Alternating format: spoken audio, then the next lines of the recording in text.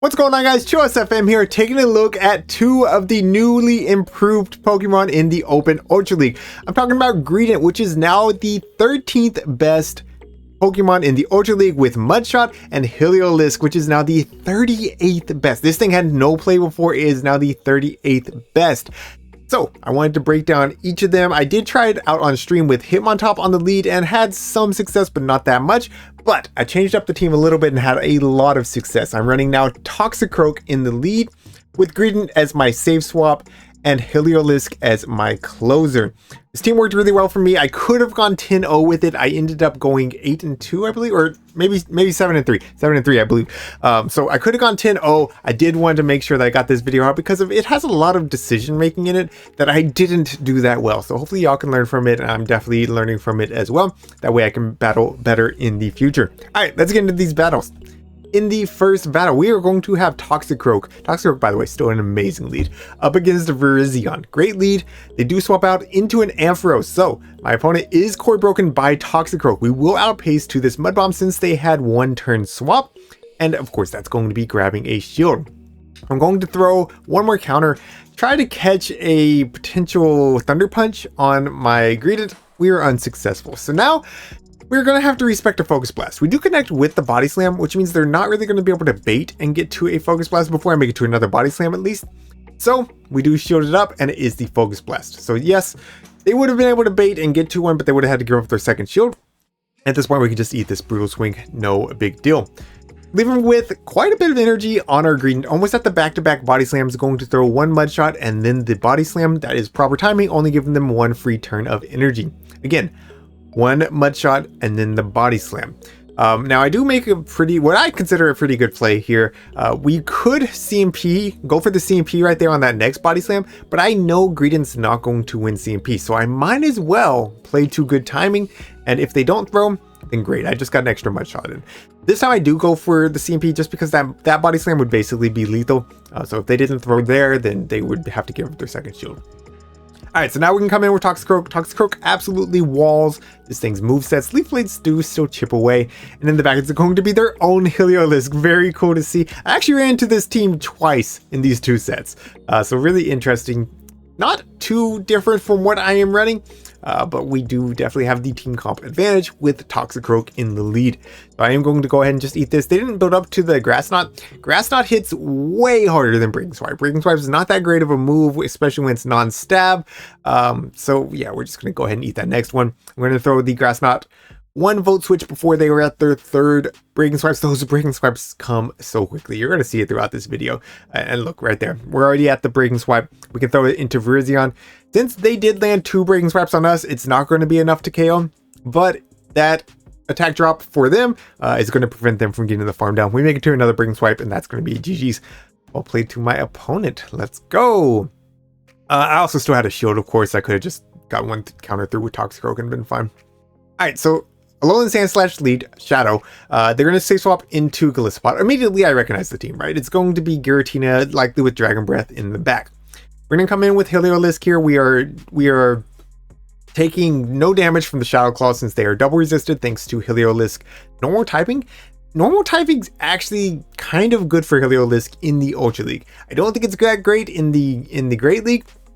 And yes, there's still an abundance of fighters in the Ultra League, but there's also an abundance of ghost type fast moves. So again, here comes in this A-Slash, we are double resisting their Shadow Claws. We're going to be able to chip away with these Breaking Swipes along with the Volt Switches, doing quite a bit of damage here. I throw the second one, and here's where I get silly. I pivot out. Even though I knew it was going to be Giratina in the back, I just thought, well, there's no way I can lose this. And I was still right. I mean, there's almost no way that I can lose this. Because we're going to be able to chip away with these Mud Bombs. Mud Bombs don't do nothing to a Giratina, especially after the Mud Bomb buff, rather. So we're going to be able to connect with the second one. They still have two shields. That's perfectly fine. We're going to go ahead and let this Dragon Claw go through. It's not going to quite KO, I don't think. Yeah, no, it doesn't quite KO, but it does prevent me from getting to the third Mud Bomb. Now, they have quite a bit of energy. I just want them to dump energy. So I'm going to actually come in here with Heliolisk. And I'm just going to go ahead and eat this Dragon Claw. Let them, dry out their energy. I can come in now with Greedent, and we're going to get to these crunches incredibly quickly thanks to Mudshot. I'm just going to go straight for it. I don't want them to call a bait, right? That would be a potential lose con. And they do survive it. So I should have overfarmed a little bit. That's perfectly fine. They're in Mudshot downrange, really. And out comes the A-Slash. Now, anything from A-Slash is going to be doing more than what the Giratina is going to do. However, I knew they had quite a bit of energy. I figured they might bait with the first one, and they do. So I'm going to go ahead and shield up the second one. It is another Ice Punch bait. And really, I just have to connect with the Body Slam here. So we've seen it. Greedent's incredibly quick at getting to these Body Slams. All I have to do is get to 3 of them. I'm going to go ahead and shield up this next move, hoping it's a Drill Run. And it's another Ice Punch. Now, here's where I make the big misplay. I have the back-to-back Body Slams. All I have to do is throw them. I'm like, no, I can get one more Mud Shot in. I've lost count. I've lost count of their energy. This is going to be the Drill Run. And it was a CMP tie. So even if I ate that Drill Run, but I just committed to the farm down, we would have been fine. But instead we CMP and we fall just short of the next Body Slam. So I found the lose con there. Like, if you have the moves, just throw them. Because if they caught, guess what? I just took out the Giratina. I'm still fine. My only lose con was CMP tying them, and that's what I played to. Alright, another positive lead with the Poliwrath. I do go straight for the Sludge Bomb, and I am going to respect the Scald just because the counters from Poliwrath do still add up. And we want to keep some health on Toxicroak since they are staying in here.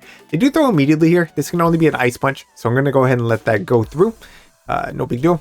We're going to still survive with plenty of health on our Toxicroak and plenty of energy as well. Out comes the Jellicent. We have 2 great answers, so we will be pivoting out into our Greedent, and in the back, it is going to be a Shadow Drapion. So this is great, right? Because we are doing super effective damage with our fast move, and we are hitting them for neutral with the Body Slams. We're only taking neutral from everything they throw, and they don't even get the crunch debuff on the first one. Perfect. Next Body Slam will be putting them into the red, I believe. Pretty close at least. Not quite. 2 more Mud Shots does put them into the red. Not sure that I can farm down. I don't think I can farm down before they get to it. No, I definitely cannot. So I am going to be throwing this next Body Slam. I threw it after 3 Poison Stings, just in case they're running Aqua Tail.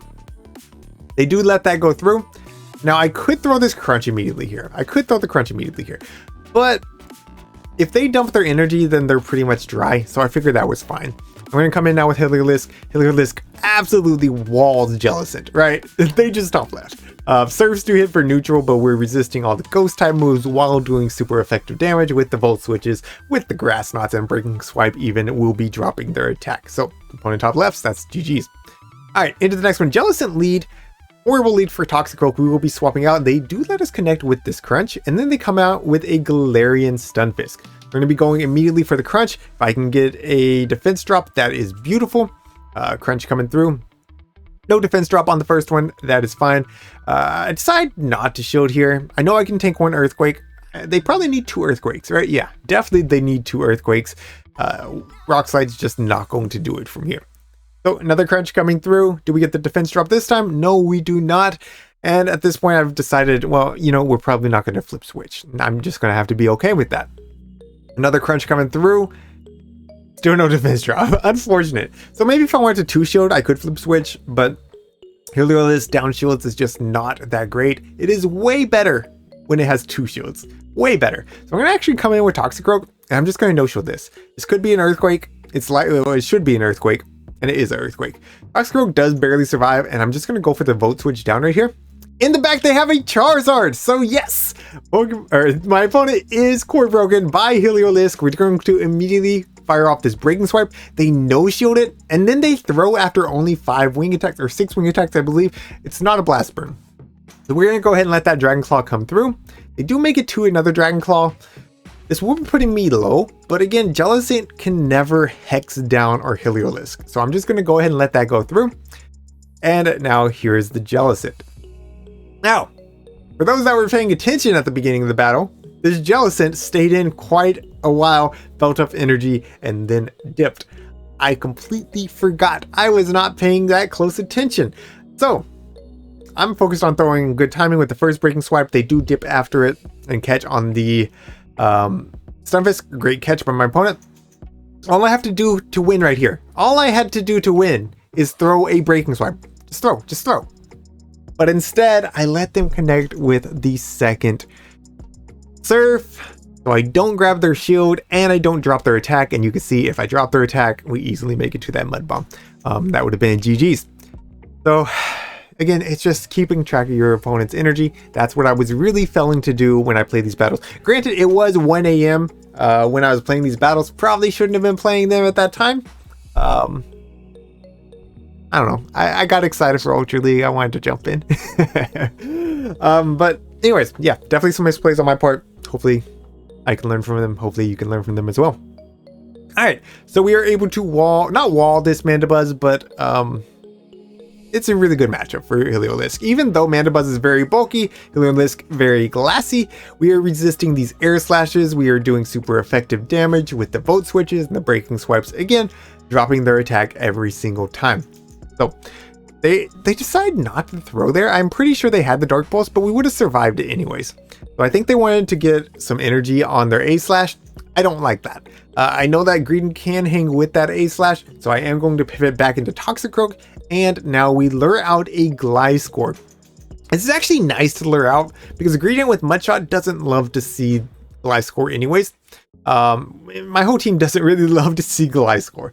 So at this point, I am going to come back in with Heliolisk. Here's another misplay. All right, they have a 2-turn move. I have a 4-turn move. I should just be throwing. I should not be going for the Volt Switch. There's no good timing. I just need to throw it. Regardless, we do survive the Night Slash. Really interesting moveset. They're running Night Slash and Aerial Ace. We're going to get the attack drop, of course, there. And I'm hoping that this is single Body Slam range. Body Slam does do more than Crunch. It's way more energy efficient. It is the way to go here. And now they're going to pivot back out into this Sandslash. I know that Gliscor does not have Earthquake, so I do go ahead and respect whatever the Sandslash is going to be throwing. I'm going to go for the Crunch myself. They do decide to let that go through. At this point, I think I can go for Body Slams and farm down. So I am going to shield again here. I mean, the only way that this is a bad shield is if that Gliscor comes in, starts spamming out Night Slashes, and gets the boost. Now I am going to be throwing a Body Slam. They do let it go through, which surprised me. We don't quite get the Mudshot down, but I think this is only going to be an Ice Sponge. And it is. Beautiful. So, again, hoping that this Gliscor is in single Body Slam range. They are Shadow. Surely this Body Slam is going to be taken out. And they survive with quite a bit of HP. And I'm like, no. Oh, no. This is horrible. I have Mudshot. I have no fast move pressure. Bullet Seed would win this game. I am still one Mudshot short. If they are there after even one more Wing Attack, they're going to win CMP. But they were not quite there. And that's going to be GG's. Well played to my opponent. Definitely a nail biter right there. GG's. All right, into the next one. Toxicroak into Registeel. Beautifully. We're going to be staying in here to build up some energy. I go for the catch, but I threw one too many counters. So unfortunately, now I'm throwing up a shield on this Pack. I'm going to go ahead and farm up even more energy, and then I'm going to come in with Heliolisk, trying to catch the next Pack. It is 5 to the first, and then 4 to the second. So we do successfully catch that. Now these Volt Switches actually not doing as much as I hoped they would do. I was hoping that I would be able to just get a strict farm down here, but it's looking like I am going to need to throw a Breaking Swipe. We do win CMP. I was confident in it. I don't know if I should have been confident. I don't know how close it is, but we do win CMP. They do throw up a shield, so now I have to throw up my second shield. I ended up giving up both shields in what should have been a pretty dominant matchup for Heliolisk. Still, I am going to be able to debuff this Registeel a couple times. That way, a Zap Cannon will not kill my Toxicroak from its remaining health. So I'm still feeling okay, right? As long as there's something that Greedent can handle in the back, we should be fine. Chipping away with the Volt Switches. Out comes Toxicroak. I don't throw immediately because I didn't expect the catch, and it's going to be a Cresselia in the back. Now, what's going on in my head now is, okay, I gotta watch switch clocks, because if that Registeel comes in and Focus Blast free, I'm not gonna have a way to handle this Cresselia. I started to overthink. So I'm gonna go for another Crunch right here. This will be putting the Cresselia into the yellow. And we do get the defense drop, which is great. I'm still going to need Crunch to KO though. Body Slam is just not going to do it. Cresselia is too bulky.